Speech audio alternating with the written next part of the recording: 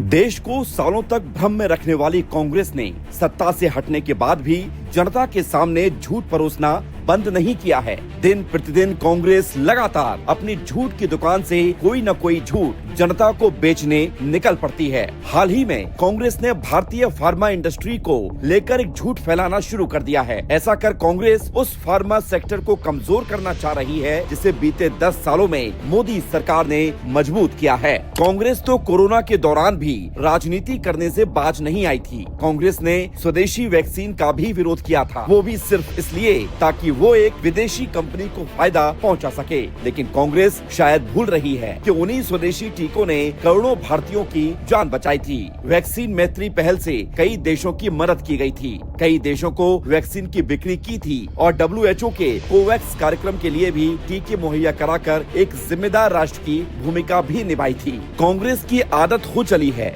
झूठ बोलो, झूठ को फैलाओ और उसे उस हद तक फैलाओ जब तक वो सच ना लगने लग जाए। यही वजह है कि कांग्रेस ने विदेशी आकाओं के कहने पर भारत के फार्मा सेक्टर पर हमला करना अब शुरू कर दिया है। कांग्रेस उतना ही करती है जितना उनके विदेशी आका उनसे करने को कहते हैं, लेकिन कांग्रेस शायद भूल रही है कि भारत का फार्मा उद्योग मात्रा के हिसाब से दुनिया का तीसरा सबसे बड़ा और उत्पादन के मूल्य के मामले में 14वां सबसे बड़ा उद्योग माना जाता है। वित्त वर्ष 2023-24 के लिए भारत का फार्मास्यूटिकल बाजार 50 बिलियन अमेरिकी डॉलर का था, जिसमें घरेलू खपत 23.5 बिलियन अमेरिकी डॉलर और निर्यात 26.5 बिलियन अमेरिकी डॉलर है। भारत के बढ़ते फार्मास्यूटिकल उद्योग को देखते हुए ये भी अनुमान लगाया जा रहा है कि फार्मा निर्यात 2030 तक 65 अरब डॉलर और 2047 तक 350 अरब डॉलर तक पहुंच सकता है। भारत के बढ़ते कद से कांग्रेस और उन्हें विदेशी फंडिंग भेजने वाले आकाओं के पेट में दर्द